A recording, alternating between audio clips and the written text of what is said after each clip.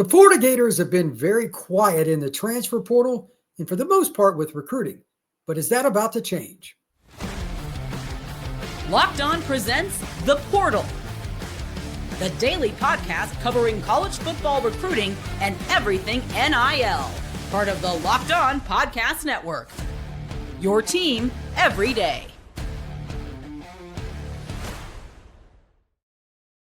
Welcome back into the Portal Podcast, where you get your daily transfer portal, NIL, and recruiting news. I'm your host, Brian Smith, longtime college football writer and recruiting analyst. Thank you for making the Portal Podcast your first listen each and every day. Today's show is brought to you by our friends over at Monarch Money. Take control of your finances with Monarch Money. Use code LOCKEDONCollege at monarchmoney.com for 50% off your first year. Florida Gators have been a little bit quiet, but I don't think that's going to last much longer. Even though there's some negative recruiting, they've had a decommitment, and they haven't gained anybody yet from the transfer portal. Again, we're just in April. Things are about to change for the Gators. And to discuss all of it, that guy, Brandon Olsen from Locked On Gators. Brandon, been a while since I've been on a show with you, but good to have you back. But I believe that Florida's going to make a run like everybody else. It goes in trends. It's weird. Portal ends Friday. For those that don't know, Florida's only lost one guy that's a Scot, at least off the top of our heads we were talking about before the show, Gregory Smith III. Do you foresee the Gators going after any particular position or positions? And if so, what are they? They were in talks with defensive lineman Joshua Horton from Miami before he went to Georgia. They were supposed to set up a visit, but he went on that visit to Georgia, and as many transfer portal players do, committed while on that visit with Georgia. So that's, and even then, that was, just adding some depth to the defensive line. They're supposed to have Zaquan Patterson in for a visit, and even then, that would be, again, multi-year depth, which you've seen Florida do a lot with the portal, is bring in guys who you could say, hey, maybe he's not going to contribute for a year or two, but by the time he's ready to contribute, he'll have experience in the program. He'll be in our strength and conditioning program. He'll know the system, all that stuff. And they also have Andrew Simpson, Boise State linebacker, top linebacker in the transfer portal that they're trying to set up a visit with. I don't think linebacker is a huge need, but I do think that there's two levels to it. One, Pup Howard is taking a little bit longer to recover than anticipated with his ankle injury. And two, I think Andrew Simpson might just be one of those players where you go, well, he's a good football player. This is a talent acquisition business, as Billy Napier has said. And so you have the opportunity to add a good football player, you do that. And I don't think that they would break the bank for him. I don't think that they would, be desperate to add him. But again, if it's a good football player and he wants to play for your program and he can help you win games this year, why not? That's fair. That's fair. So if I'm reading this correctly, everybody's always looking for defensive tackle. So Joshua Horton, that's just an explanation. I saw Josh when he was in high school at Langston Hughes outside Atlanta. I'm like, that's what it's supposed to look like. He was 6'4", 300 pounds and athletic. Everybody wants to check that box. I get it. But I know they've recruited really well in the secondary, but the production is not exactly where you need to be. Are they still looking for another corner or safety, or am I wrong in assuming, is it a priority? I guess that's a better way to say it. I don't think it's a priority. I personally would look for an experienced depth piece at corner. I don't think safety, you're going to get someone that's going to contribute this year. That's how I look at it, at least. It's just Florida and Billy Napier have said before, we like to bring in positions where you can kind of pick up the playbook quickly and learn and get into it. Like receiver is something that they've done consistently in the spring portal, is they've added a receiver who can learn. They're not going to this year, but they've added a receiver who can pick up the offense, learn, and come in. They're not going to do it with a tight end because it's a complex position in this offense. I don't think they're going to do it with a safety. That's because it's a complex position in this defense. And so I don't think that Florida would look for a safety unless it's a multi-year contributor like Zaquan Patterson would be. But I would absolutely look for a corner, but it doesn't seem like they've been interested in engaging with many of those guys. And I don't think corner is a horrible spot. It's just one of those spots where there's no proven production there. There's no true experience there. I mean, your corners right now, they're going to play much this year. Devin Moore, who has battled injuries throughout his entire career. Dijon Johnson, who has 1 year of actual playing experience, Cormani McLean, who redshirted just last year, and then Michael Caraway Jr., maybe the transfer from Southern Miss, although I will say I thought he would have been a better addition at the nickel spot and not so much outside, but they have him playing outside. And then it's just youth. Jameer Grimsley, Teddy Foster, Ben Hanks III, Onus Conan Bounty, Javari Flowers. And that's it as far as scholarship corners go. So I would have looked for an experienced option, but it's also possible that they just don't see a guy in the portal that they're interested in for that. And I don't think that they would tamper for a depth piece like that. Yeah, they got an elite board in terms of recruiting. That's an elite group. There's no question. Their corner group's one of the top 5 in the country, probably. But the production's not there. It's feast or famine this year. Like, if they don't get it done with the guys they have at corner, if they stick with this group, it's not the players, Brandon. It's the hey. Coaching has to catch up with the talent. That's all it is this year. That's it. I think that I've said it before. I'll say it again. I'll die saying it if I have to. This is a college football playoff roster. I don't even think that's a question, if I'm being honest. But like, if you say give me 11 better rosters than the Florida Gators have, I don't think it's possible. I really don't. Coaching has to catch up to talent at this point, though. And if they're not in the college football playoff, it is 100% of the coaching staff or a crazy injury bug, which we'll knock on wood, hope won't happen. But for the most part, if guys are healthy, they should be playing into January. Well, on that note, it's ironic that you mentioned it, but negative recruiting, it is something that has been probably nipping at the heels of the Gators for quite some time. We're going to talk about that when we come back, what's going on with Florida's commitment situation right here on the Portal Podcast. Ever check your bank account and wonder, where did all my money go? Between dining out, shopping, entertainment, and everything else, it's easy to lose track. That's where Moderate Money comes in, your personal CFO, giving you full visibility and control over your finances. Moderate Money isn't just a budgeting app, it's a complete financial command center. You can track all your accounts, investments, and spending in one place, so you stop just managing your money and start building actual wealth. All-in-one convenience is there for you with Moderate Money, because instead of juggling multiple apps, you can use Moderate Money to check your finances, track spending, and even plan long-term goals. Take control of your finances with Moderate Money. Use code LOCKEDONCollege at moderatemoney.com for 50% off your first year. That's moderatemoney.com, code LOCKEDONCollege for half off your first year. Brandon, they have 2 commitments. It is, as of this recording, April 23rd. The Florida Gators have 2 commitments. What's wrong with that picture?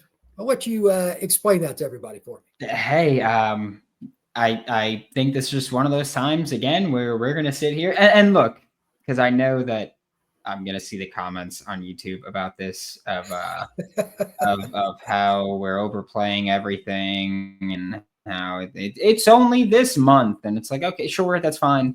But last year we were saying, hey, no commits or not enough commits at this point in the year. And any point in the year, people just went, it's only this time, until the point we got to November and they were like, it's only November. What do you mean?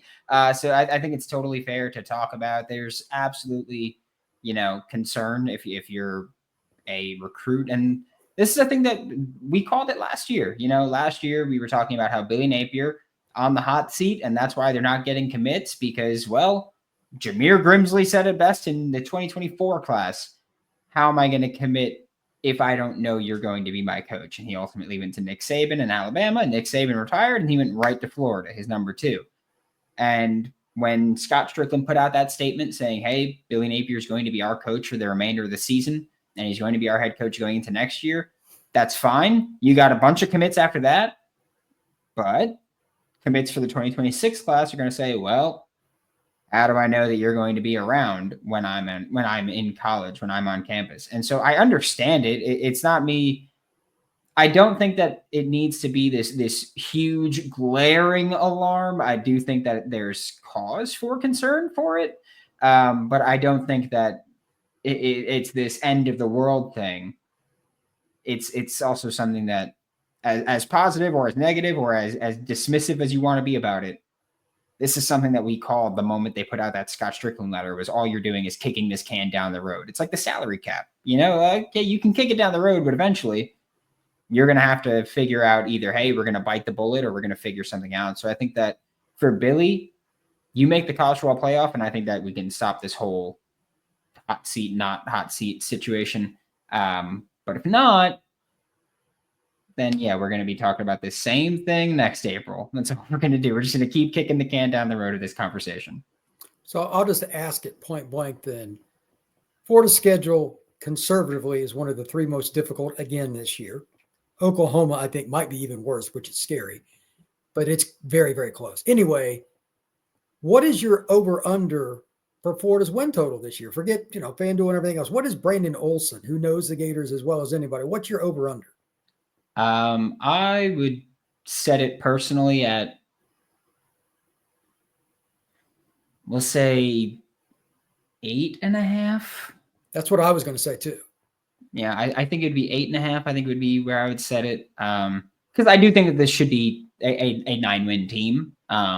Maybe a drop a game you're not expecting to, or something like that. But yeah, I'd set it at 8.5. I think with this team, this schedule, I do think that you get not a breather, but having LIU to start and then USF to start, nice. It helps. Yeah. Nice to not be like, hey, well, 2 of our first 3 games are against ranked teams. It's nice to not have that happen to start the year, maybe find a rhythm. And they finished strong last year. And I'm not saying to do the same thing, but I do think that with how they ended the season, I think there were a few teams as hot as the Florida Gators. It's just that at the start of the season, it was just ice cold. There were no teams colder than the Florida Gators. But when they ended it, I think that every team other than, Ohio State, Notre Dame, those teams that actually went to the college football playoff and made runs, I don't think there was a single team higher than the Florida Gators.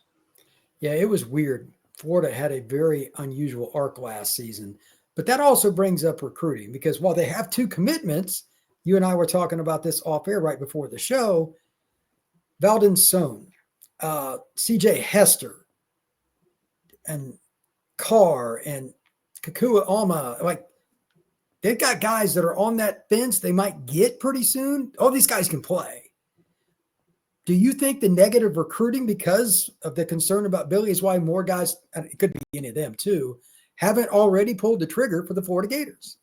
I think that might be part of it. I think another part of it might just be that we're looking at a time in college football in general where maybe kids want to hold out a little longer before committing. I do think that we're going to see another,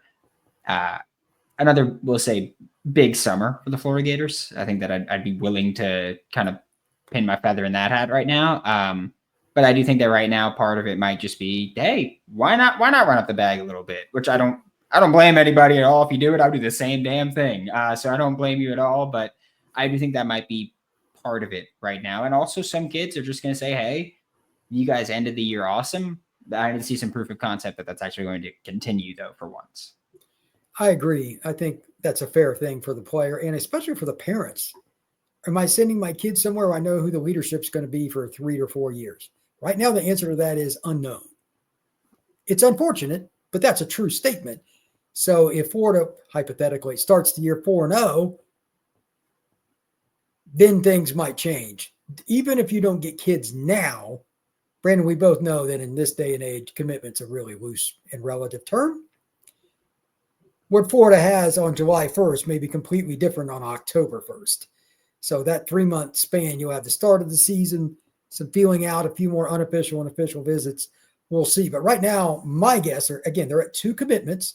They'll be around 10 on July 4th. Somewhere around that range is my guess. Maybe 12. Depends on how much they push between now and June 1st before all the visits really, really get ramped up. But somewhere around there. I would not be surprised if Florida starts well if they get a bunch of guys to jump on board because Florida's an easy sell. In my opinion, it's a top 5 job as head coach in college football. I've said it for years. I'm not going to change that today. Secondarily, if they fall on their face, the commitments will get chopped in half like a sandwich with a steak knife. Like that's just wham. It's going to be over. So it'll be A or B. This is a cut bait or we're going all the way kind of year, in my opinion. I agree, especially like we just went over at the corner board that you did a great job with there. Look, that is a group that any school would be happy to have, but they just haven't proven anything. It's just true. Yeah. So the bottom line is this. They got to put up or shut up this year, which their schedule is not going to make it very easy. But you're going to find out, because if they win against that schedule, they will gain so much credibility. That's the thing. Like, here's your chance, man. You want to talk it, you got to walk it. So I'm curious to see, because right now there's nothing they can do about the negative recruits. They can't play. They just got to work themselves through it the best they can. But on the back end of this, Florida is the biggest wild card in the country with recruiting, and a little bit with the portal too, because if they win and you get into that portal window in December, again, it's not hard to sell Florida. So Gator fans, just try to be patient, because one way or the other, it's going to work out. Either Billy's going to be gone or they're going to win. I think that's the prediction I have for late November, early December. Do you think there's any chance? I think they go 6-6. Does he doesn't keep his job, does he?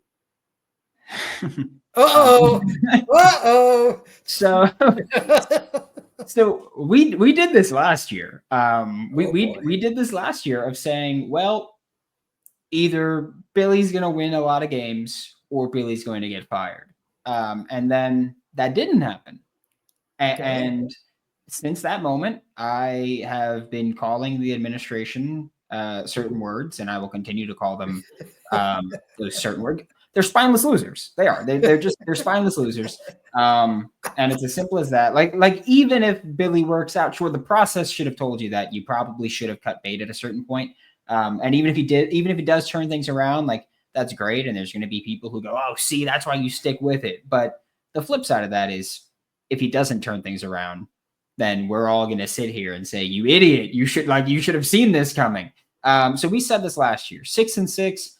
I don't know if he keeps his job, mostly because I don't think like a spineless loser. And so when I see 6-6, if they go 6-6, which I don't think they will, but if they do go 6-6, I would say fire him immediately. Once you hit 6 losses, he should be gone. I don't care what the record is. Once you hit 6 losses, he should be gone.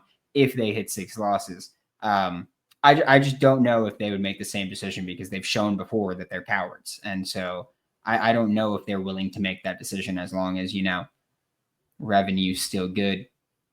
I can't speak on what they will do, but I can tell you that if he were to go 6-6, his ass would be looking for a new job if I had any say in it. Fair enough. I appreciate that honesty. That is a very strong take from Mr. Brandon Olsen, and I wholeheartedly agree. Florida, again, it's not that hard there. I'm sorry. You're in the SEC. You're the state university of the state of Florida. It's not that hard, but I digress. Brandon, tell everybody where they can find your work, my friend. Locked On Gators every single day. We're talking about Florida Gators, reigning national champions, by the way, in basketball. I just want to throw that one out there as well. We're finally back. Last time we did it in basketball, we did it in football right after. So who's to say? I'm just going to say history repeats itself, right? The past is the best indicator of the future. I think that's a saying. And so we'll be covering the national champion Florida Gators on Locked On Gators every day. If that happens, I'll be happy to remember this moment. But with Billy Napier as the head coach, I will not be betting on that. So someone's got to win. All I'm saying, someone's got to win. Fair enough. You can find the Portal Podcast wherever you get your podcast, YouTube, Spotify, Apple, and everywhere else. Please like and review. Give us a 5-star review. We will see you again soon on the Portal Podcast.